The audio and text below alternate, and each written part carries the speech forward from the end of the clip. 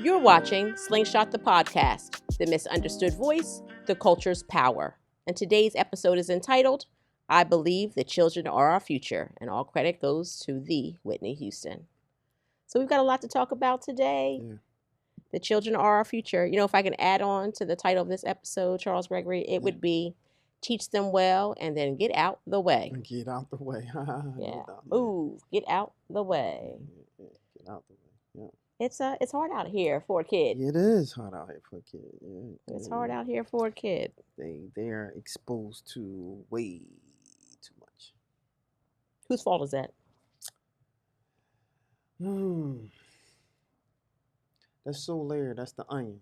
That's the onion. I call it the onion because, I grew up with the saying, don't blame them, blame the old head. Don't blame the kid, blame the old head, right? However, there's a lot of factors that's in play now that wasn't in play when we used to call them the old head, right? Mm-hmm. And so what we call old head, they call unk now, right?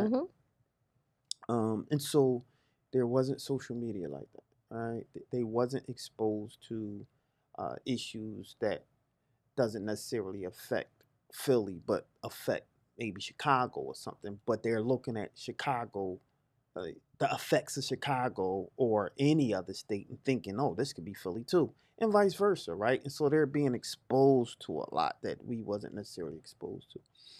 That said, I think this generation is smarter than us because they're exposed to more, right? Yeah.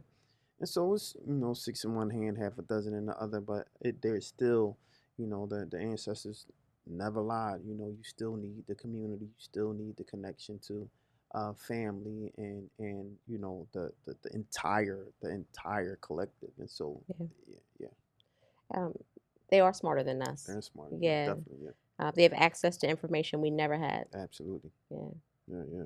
I mean, my son tells me things, and I'll be like, what? Okay, now I gotta look it up. Young buck smarter than me. My dad Google. Let me Google what you're talking about. Yeah. They even got things that's stronger than Google now. Right. Yeah, we didn't even have. We had the Encyclopedia Britannica. Right. Oh wow! And the door-to-door salesman selling those things. Yeah. You got the whole. Remember, you had to get the whole thing. Yeah. Now, A through Z. A through Z. That's it. Yeah. And your pockets was tapped on that A through Z, but now they're getting more information, way more information at the palm of their hand that they didn't have. Absolutely. I'm see baby swiping. That blows my mind. Oh yeah. Because that's what parents used to keep them occupied too. Yeah, that part. Yeah. So that part is our fault. Yeah. Yep. Well, we grew up in the same generation. We're Gen X. Right. Shout out to Gen X. We're the lost generation. People don't talk about us. They skip over our generation. And I think our generation is the best. I do too.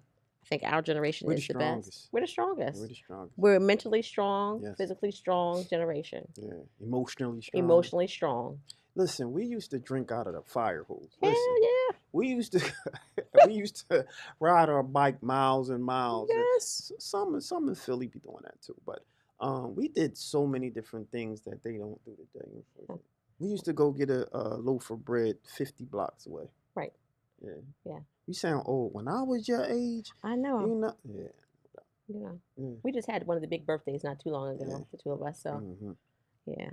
Well, growing up in the 80s, this is a reminder. TV commercials used to come on at 10 o'clock at night and say, parents, do you know where your children are? I remember that. Yeah. Yeah, because Gen X, we were allowed to go play. Yeah, that's right. Parents said, go play. Grandmom said, go play. Yeah, go play. Come back when them lights come on. Right. Though. When that light come on the street, you come in. Right. But you go out and you play. You go out and play. You better go out and play. Right. Yeah. Go out and play. Get out the house. Go out and play. Yeah. And I think why we're so innovative as a generation is because we had to create play. True. Right? Yeah. We didn't. We had Nintendo came in a little later. Great Atari came in. But see, that's the thing. Our generation is so dope, using an old school word. It's so dope because we still are in the generation of knowing we was here from the pager to the iPhone. Right. and we're still here, Right. right? From ChatGPT to Claude, right? Yeah. To all of the AI stuff, to the NFTs, to the metaverse. We're Right. still here. So we Yep. grew up in a time where we were exposed to everything. Yeah. And don't mess with us either, because we're Yeah, tough. that's the thing, though. Yeah. Don't stop mess playing. with us because Yes. we're tough. Yeah. And we're going to hurt your feelings, maybe. Yeah, yeah. Okay. Well, recently I'm going to talk about, if you're watching this, it's been maybe a month or so, the passing of Malcolm Jamal Warner, otherwise known as Theo from The Cosby Show and other shows that he was on, The Resident and others people loved. I just know that Thursday night was must-see TV. Yeah. I'm going to age myself and say that we absolutely got the VCR out and the tapes, and I recorded every single episode of The Cosby Show. Man, that's crazy. Every single one.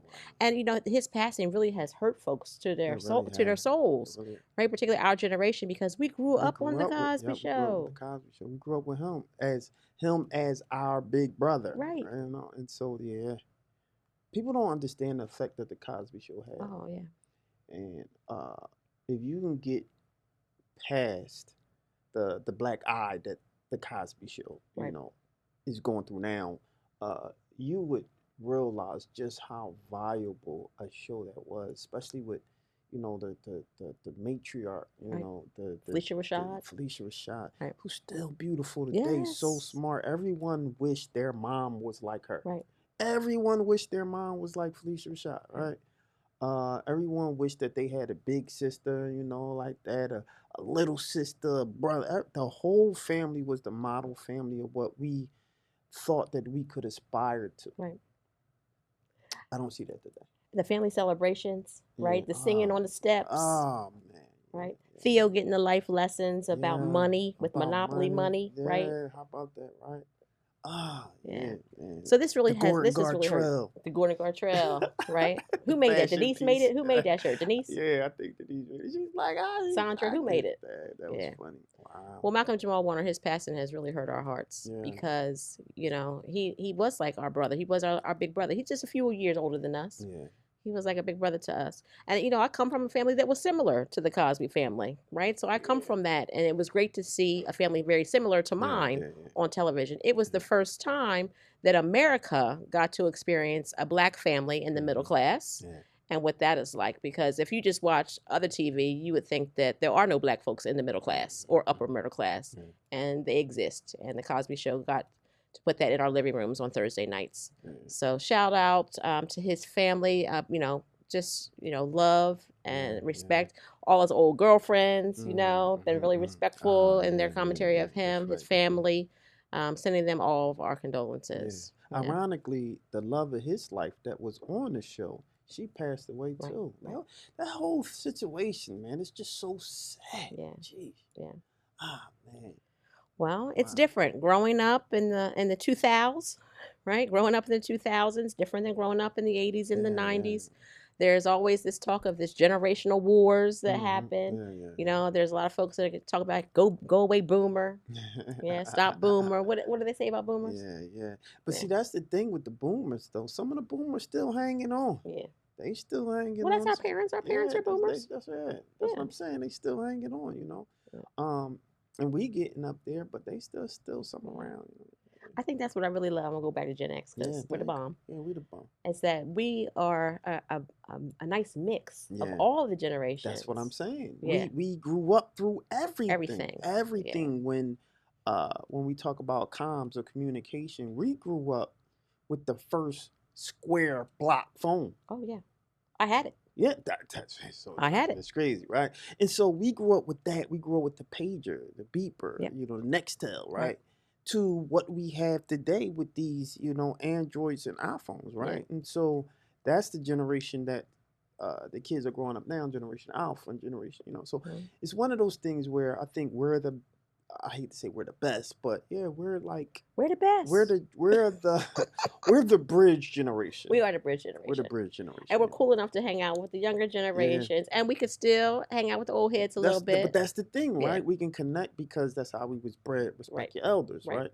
So we can hang with them, But then we got the young bucks. I mean, Yeah. so a lot of us look young, right? And I so, think yeah, we're like the epitome of I believe the children are our future. that's Teach right. them well and let them Let 'em lead the way. Yeah. Our parents instilled things in us, and then they let us go. Yeah, they Go play. Go. Get out of here. Right. Yeah. All right. All right. Well, thanks for sticking here. We're going to come right back with the next segment, and I'm going to be joined by a special guest, and his name is Cory B. So don't go anywhere. You know what we grew up in real quick before you go to the next thing? We grew up with you got 5 seconds to pick it up before you eat it. Oh yeah. This is why our health might be all right, because you got 5 seconds. The 5 second rule. Yeah, you 5 second drop rule. it on the floor, you can eat it. We were riding around without the seatbelts in the back of station wagons and smoking trucks. on a plane. They used to smoke on the plane. Okay, we gotta go. We'll be right back. All right, no, that's funny. You're watching Slingshot the podcast. This is more than just a podcast. This is a movement to inspire and motivate and mobilize. This is for those whose voices have been unheard, misunderstood, undervalued, and underserved. We're going to talk about sports, culture, entertainment, and we're going to use this to build power in our communities. All right, and we're back. I believe the children are our future, and it matters. Youth engagement matters. We were just talking about generational wars in between the generations. So let's talk a little bit about the school to prison pipeline, and I'm going to introduce you to my special guest today as well. So I'm going to throw out some statistics here. Charles Gregory is with me here in the building. We're going to talk a little bit about the school to prison pipeline. And we know that it is a thing. It's a real thing. It exists, particularly in the communities that we come from. And the school to prison pipeline, it refers to policies and practices that disproportionately funnel students, especially those from marginalized communities, out of schools and into the criminal justice system. And it's a term used to describe a system where students are pushed out of school, often due to harsh disciplinary policies and a focus on law enforcement in their schools. And this leads to an increase in involvement with the juvenile and adult criminal justice system. And it's totally unfair, and it needs to stop. And there are things that we can do about it. So I'm going to give a little statistics because it's important and numbers matter. In 2017 to 2018, Black students accounted for 28.7% of referrals and 31.6% of arrests, while only representing 15.1% of the student population. So we talk about disproportionate, that's the facts. And here in Pennsylvania, because we're all here in Pennsylvania today, the school to prison pipeline disproportionately impacts certain groups, particularly Black male students and those with disabilities. And they are arrested at a 6-time higher rate than all students combined. So this is something that we know is going to have to change. Pennsylvania had the 3rd highest student arrest rate in the nation in 2015 to 2016. In addition, the students with disability arrested at a 2.5 times the rate of all students. And so how do we change this? How do we eliminate the school to prison pipeline? And how do we ensure that our kids are getting the education that they need and deserve? And today I'm joined by a special guest. We're happy to have him in the building. And welcome Cory B. Thank you for being with us today. Cory B. He is the executive director of Making a Change Group, and we're happy to have him. Welcome to the show. Welcome to Slingshot the podcast. Thanks for having me, Kadida. Yeah, really glad to be back here, Brother Charles. Yes, sir. Really enjoy, engaging with you too and listening to you. Yeah, absolutely. So you're leading a very impactful organization, and I would love for you to tell this audience what you're all about. Yeah. Sure. So I'm the founder and executive director of Making a Change Group. We're based in the city of Chester, PA, and at our core, we're a mentoring organization. We run a gun violence intervention program. We run a positive youth development program and a family-based program called Connected Families. So within those 3 initiatives, we have a school-based and community-based program, and we work with about 200 individuals each year, both youth and families. In addition, I serve on a leadership advisory committee for Delaware County's Juvenile Justice Department, and with a focus on diversionary programs. So we're creating programming to divert young people out of the system. So when a young person gets arrested, we're working with law enforcement to keep them out of the system and refer them to other programs in the community that best suit their needs. Fantastic. Yeah. So tell us some success stories within your organization. You've been around for quite some time now, Yeah. so I'm sure you have some successes. Yeah. So I started a grassroots mentoring program called Team MAC, Team Making a Change, in 2004. And it was largely based on my personal life, my personal experiences, and as we talked about in one of the other podcast segments, I'm a former DJ, and so I grew up sort of in the hip hop world, sex, drugs, and hip hop, right? And in my mid to late 20s, I sort of had made a change in my life, and so it inspired me to start a youth program called Team Making a Change, right? And so I worked in youth, worked inside of my church and inside of different community centers to formulate mentoring groups. And after about 10 years of doing that work, just decided to evolve into my own organization. So around 2014, we launched Making a Change Group, and we got contracts with different schools and different community centers and started getting grants and building a board because I understood the importance of just having mentors in the community. And it's something powerful about just having black male figures in a predominantly black community. That's right. Half the battle is that if you can find a positive male role model, That's right, in a young man's life that's going to really listen and engage and spend time with them. I don't have the statistics on that, but they're so much more likely to succeed just by having that in their life. And That's so right. as we grew as an organization, my challenge and my goal has become to create more positive male mentors in these young people's lives. So we got a lot of people with lived experiences, a lot of second chance brothers that are credible messengers that come straight out of either jail or out the streets that really sincere and passionate about making a difference and have made a change in their life, and they've shown a level of integrity of where they're at now in life. And we hired them. We have some full-time, some part-time, but collectively there's a staff of 22 of us in the operations and in the direct service programming department. I love that. Yeah. I think oftentimes, especially as it relates to schools within specifically the inner city, right?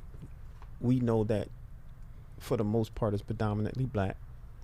The teacher base is usually predominantly white, specifically white women teachers, right? And there's they say like 1% black men as teachers, but when you get to of course the disciplinarians, of course, like when you talk, you have some males in here, but positive as a role model you don't have any black men. And so to hear what you're doing speaks to the contradiction to what you need to be actually doing. So that's great. Fantastic. Yeah, I appreciate that. And not only do we not have a lot of black male teachers, we don't have a lot of black police officers either in communities like ours either. So I think as we mentor and we spend time and invest into our young men of color, getting them focused and engaged in careers like that. It's okay to be in law enforcement. It's okay to be a teacher. Training them up in the way that they should go. I love it. Yeah.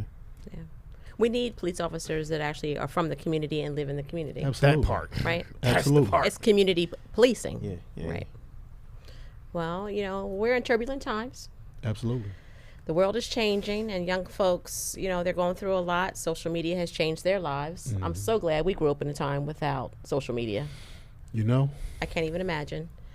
And Black joy is important. # Black joy. Yeah. How do you bring childhood and joy into the work? How do you keep the young folks happy in this moment? Like I said, I've been doing this work for a few decades now, right? I have not met a quote unquote bad child.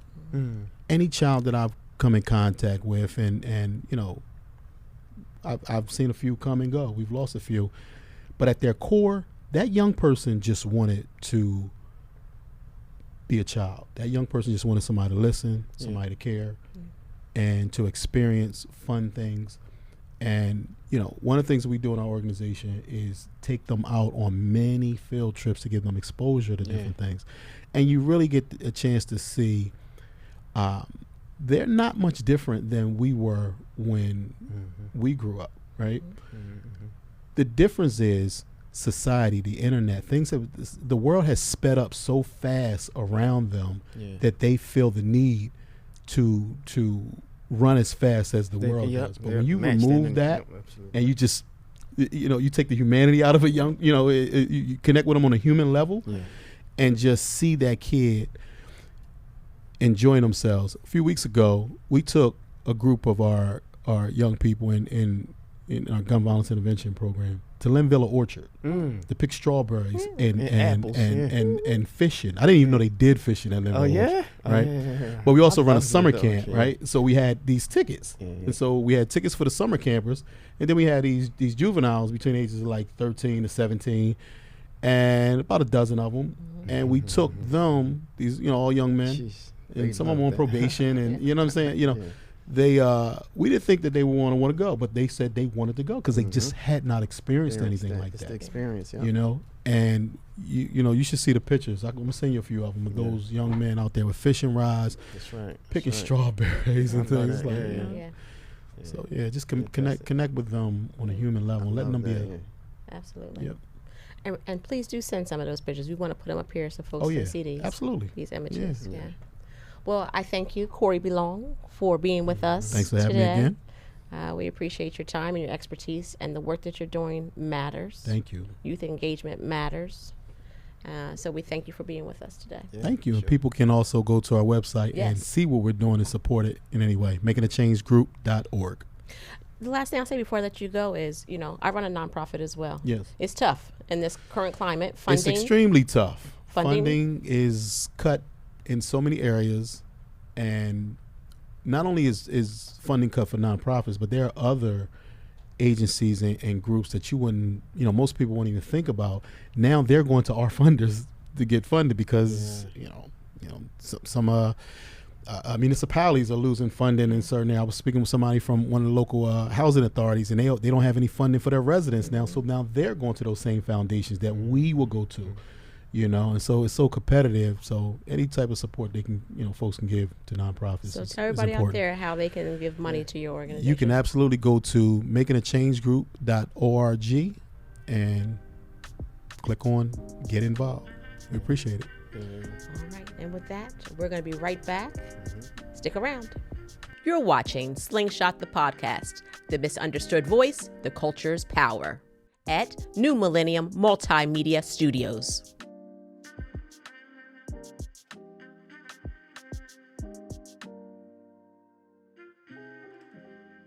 All right, welcome back.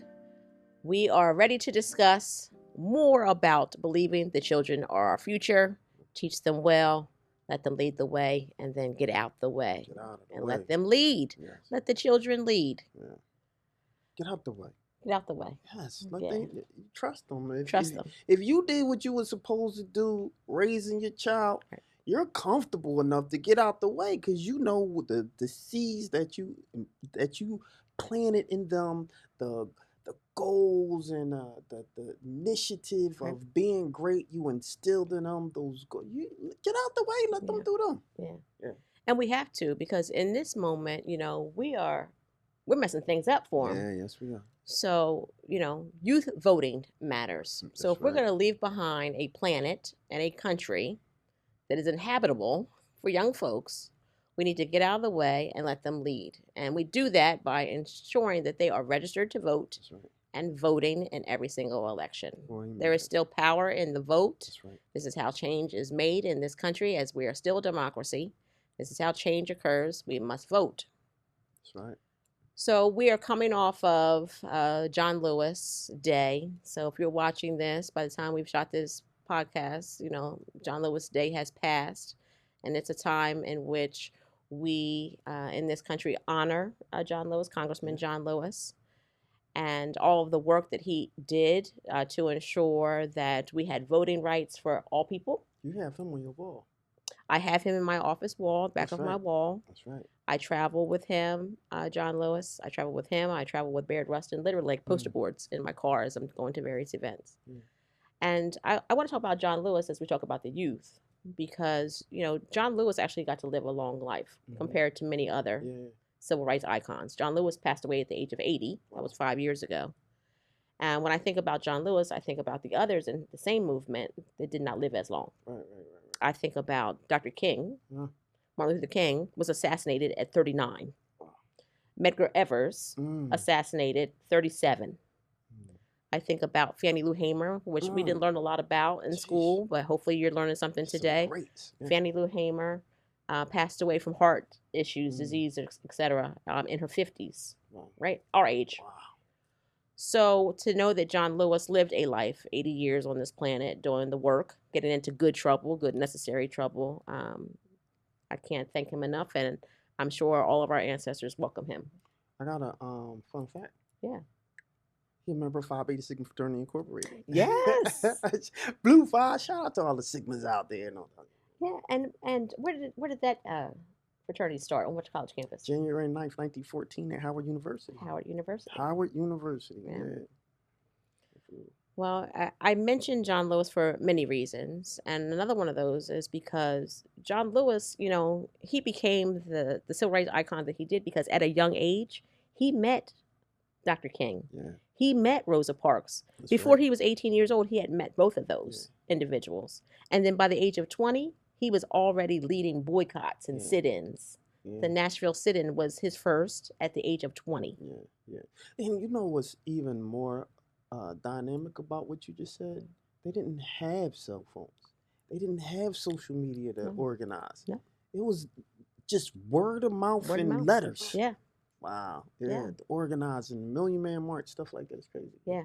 I think about the March on Washington for Jobs and Freedom, organized by Pennsylvania's own Baird Rustin. Yeah. You know, they got 250,000 people to show up on the National Mall without the internet. That's crazy. Without Facebook. That's right. Without email. That's right.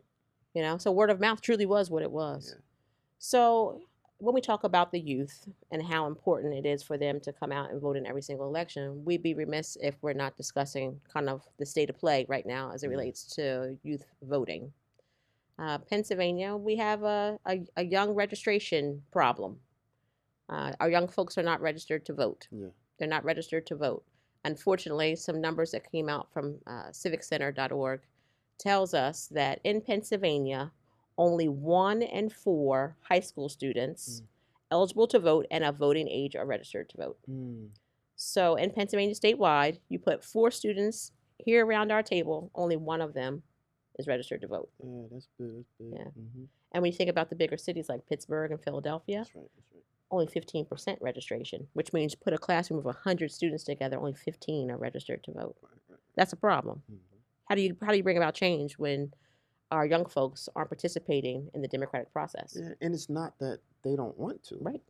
A lot of them feel disgruntled. Right. You know, and I talk to the young people. I talk to the young folks, and a lot of them, believe it or not, are really divided with who they even felt should have been a president, which I was surprised about. You know, they're very vocal, and they have their positions, and they have the issues that they feel are important to them. And so I think we need to listen more and just shut up. Sometimes we just need to shut up. Let them talk. Yeah, let them talk. Yeah.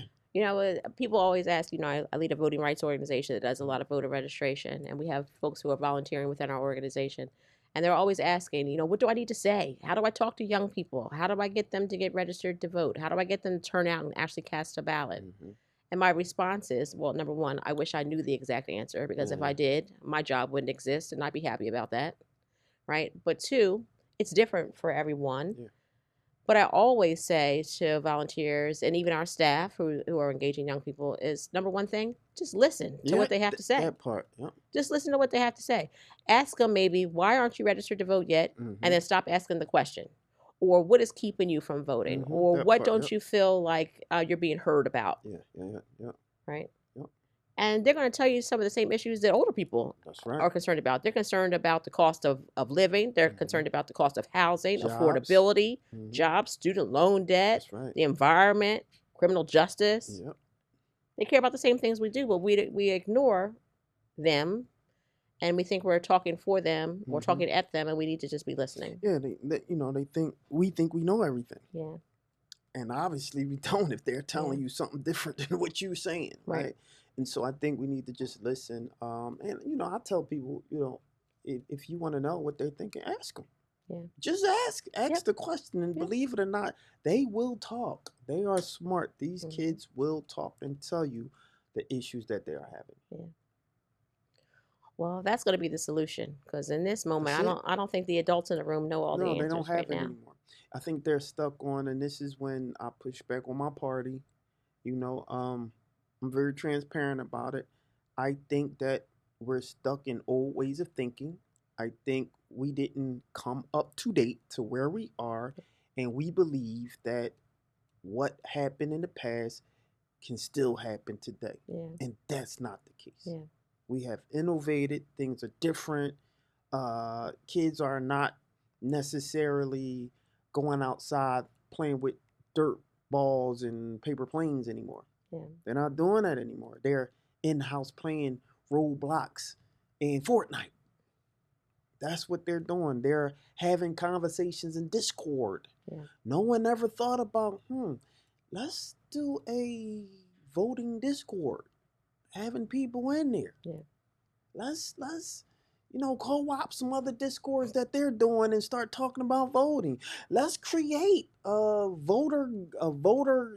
I don't know.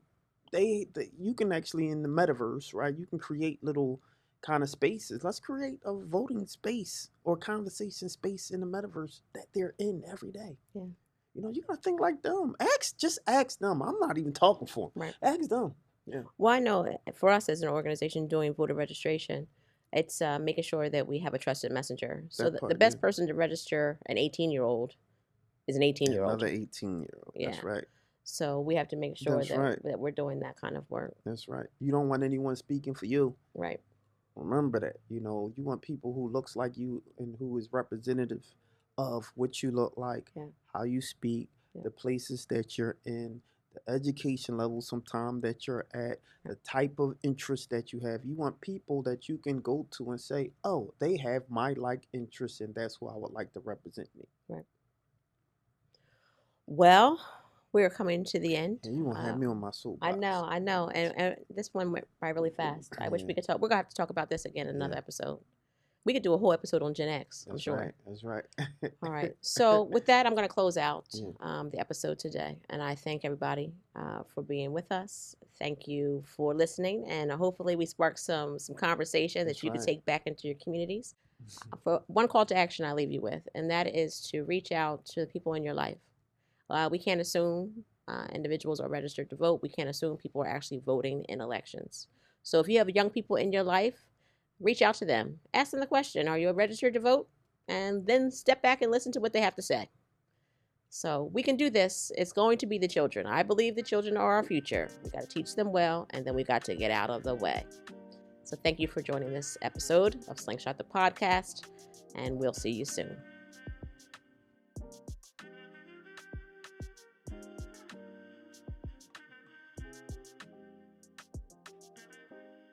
I'm Kadida Kenner, and you're watching Slingshot the Podcast, the misunderstood voice, the culture's power.